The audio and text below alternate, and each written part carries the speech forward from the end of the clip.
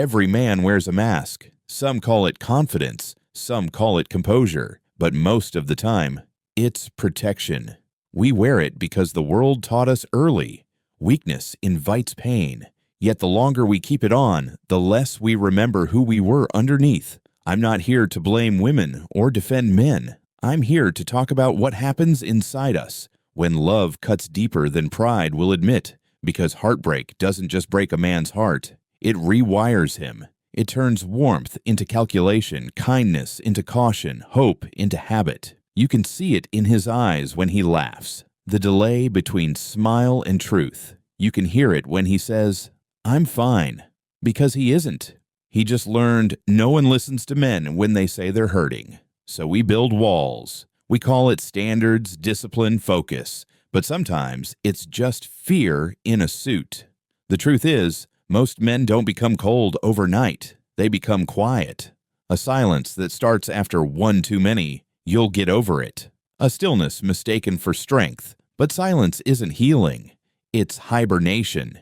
You feel safe for a while until you realize you froze parts of yourself you might never thaw.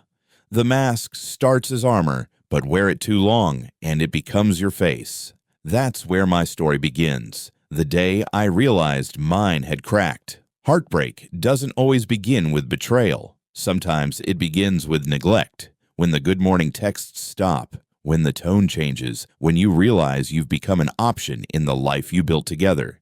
That's when men start constructing their armor piece by piece, thought by thought. We stop talking about how we feel. We start focusing on what we can fix. Feelings become projects. Love becomes logistics. We call it moving on, but really, we're just managing pain with spreadsheets and schedules. Society tells us, be strong, be independent, be unbothered, but nobody says, be honest about how much it hurts. The modern man's reward for emotional control is loneliness in high definition. Outwardly, we look composed. The gym routine, the work grind, the smirk that says, I'm good. But inside, a man can be dying quietly behind his own discipline because pain without expression doesn't vanish, it mutates. That's the thing about masks. They protect you until you forget you're wearing them. And by the time you try to breathe again, it feels like taking off your own skin. Every man who shuts down tells himself it's maturity, that emotions are distractions, not directions. We call it stoicism. But half the time, it's emotional avoidance wearing a suit and tie. We're not calm. We're numb. We don't feel less. We just stopped admitting when we do. Sometimes it's not the heartbreak itself that haunts you. It's the echo, the memory of how she said your name before things went quiet. You replay conversations like reruns, trying to find the frame where love left. But the truth is, love rarely announces its exit. It just fades, and we pretend we don't notice. Maybe I cared too much. Maybe I should have cared less. Maybe caring at all was the mistake. These are the thoughts that build the mask. Not hate, not revenge, just fatigue. The exhaustion of showing up for love that stopped showing up for you. There comes a night, you'll know it, when silence feels heavier than words. You look at the mask you built and ask, if I'm protecting myself, why do I still feel unsafe? That's the beginning of awakening, when strength stops meaning suppression and starts meaning honesty. That's where Act 2 begins, the confrontation between the man you became and the man you buried. One built walls, the other still wants to love. We tell ourselves we've won because we stopped caring. We post the right quotes, hit the gym, chase success. But success feels different when there's no one left to share it with. The apartment gets quieter, the messages get shorter, the laughter becomes memory instead of sound. Scroll long enough and you'll think everyone's healed but you. Men posting achievements, women posting vacations. Yet half of them are just masking emptiness behind filters. We curate our pain now. We caption it with strength so nobody worries. Sometimes another man sees through it. The friend who says, "Bro, you good?" And you answer, "Always," knowing you're not. But you don't explain, because explaining feels like exposure, so you joke instead. And he laughs. And that's how two lonely men keep each other from breaking. Ask any man why he stopped opening up.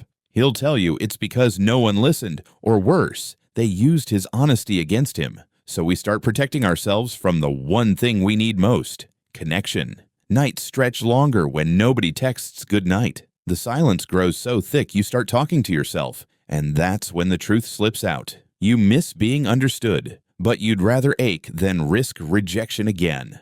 One morning you wake up and realize you've mastered survival, not living. The mask kept you safe, but it also kept love out. And for the first time, you wonder if safety is worth the emptiness. You send a message you never thought you would.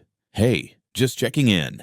Not to win her back, but to remind yourself you can still be kind without being weak. That small act, honesty without agenda, becomes the first crack of light through the mask. You start noticing small things again.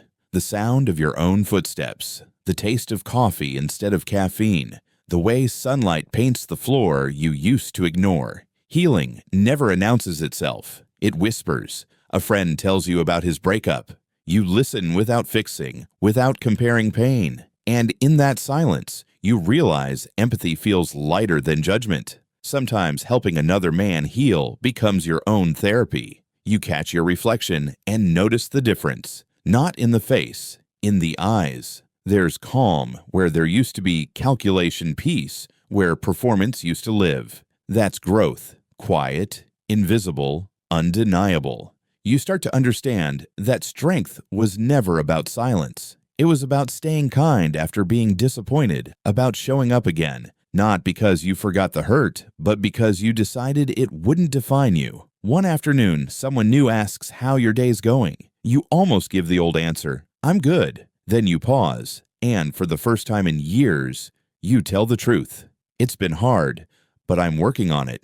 You'll feel fear again.